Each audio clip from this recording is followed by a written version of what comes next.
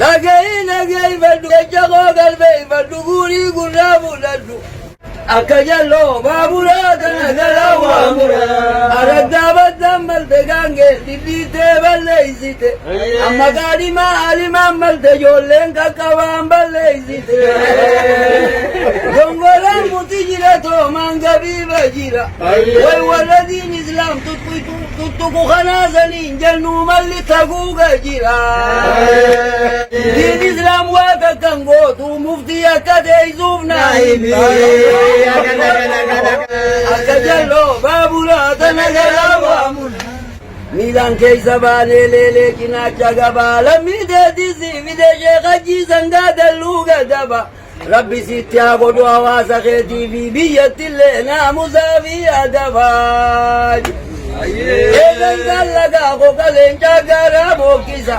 wadiyoti kota kajeja mufti lami bochisa lami biga disa ya mufti gana maluma zida disa Milangai zabane lele jina chagaba lami teti si vide haji sanga daluga daba amma filam tesinjani tindage rabbi zitti agolu awaza kheti fi gandati lena musafi adaba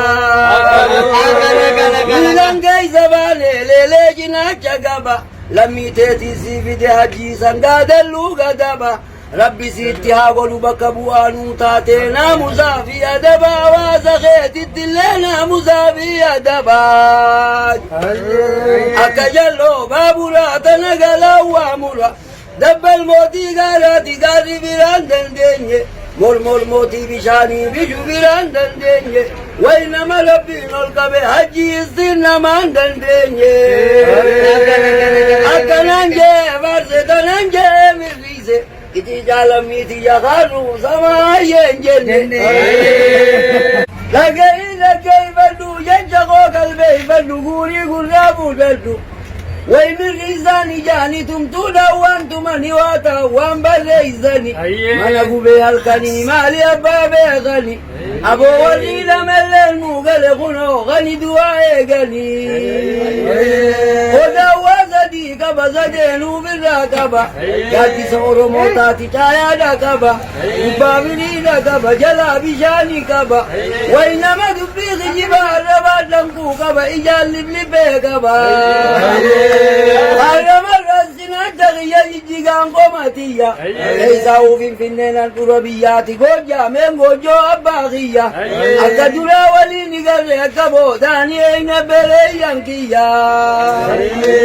Ileza zami devu bubeta yara gole, wayawatu dima waba matala gole. Yagentu abagara alaga, yagentu abagara mufti zinna gole male alaga malna gole. Nagole male alaga mal nagole biya dilinjire biya dilinjire bowana zana gole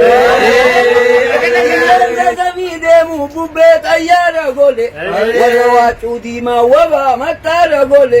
yagantu abagara zinna gole male mufti alaga mal nagole amma biya dilinjire biya dilinjire bowana zana gole